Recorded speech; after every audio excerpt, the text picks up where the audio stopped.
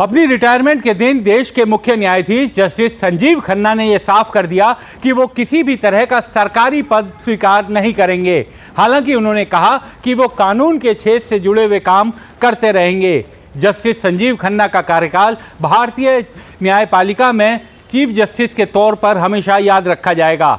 अपने छोटे से कार्यकाल, केवल 6 महीने का कार्यकाल उनका था, जो नवंबर से शुरू हुआ था और आज 13 मई को उनकी रिटायरमेंट हो गई, यानी उनका अंतिम कार्य दिवस था। आज सुप्रीम कोर्ट में विशेष बेंच बैठी, जिसमें देश के बड़े वकीलों ने, बार से जुड़े हुए नेताओं ने, सुप्रीम कोर्ट बार एसोसिएशन के अध्यक्ष कपिल सिब्बल ने और तमाम वकीलों ने उनकी काफ़ी तारीफ की और ये कहा कि जस्टिस संजीव खन्ना ने जिस तरीके से अपने काम को अंजाम दिया, अपने फैसले सुनाए, उसने न्यायपालिका के प्रति लोगों का विश्वास और ज़्यादा बढ़ाया है। वहाँ मौजूद वकीलों ने इस बात के लिए भी जस्टिस संजीव खन्ना की तारीफ की कि उन्होंने प्रशासनिक सुधार की दिशा में भी बड़े कदम उठाए।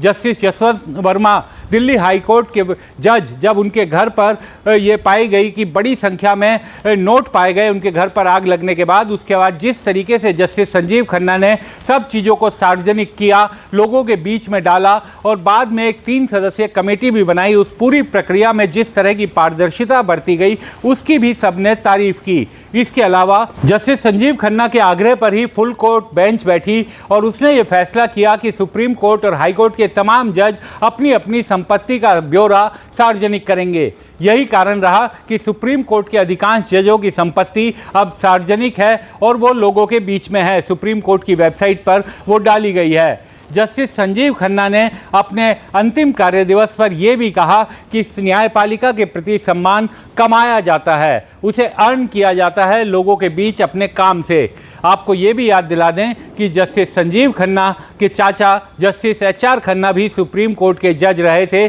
और ADM जबलपुर का उनका जो फैसला था, इंदिरा गांधी के समय में किसी तरह के दबाव में वो नहीं झुके थे और उन्होंने खिलाफ का जजमेंट दिया था अपने साथी जजों के। तो बहुत ही नामी परिवार से जस्टिस संजीव खन्ना आते हैं और जिस तरह से उन्होंने अपने कार्यकाल में बड़े फैसले सुनाए, वो निश्चित तौर पर लंबे समय तक याद रखे जाएंगे। अब देश के नए मुख्य न्यायाधीश जस्टिस BR गवई बनेंगे, जो 14 मई को अपना कार्यभार संभालेंगे।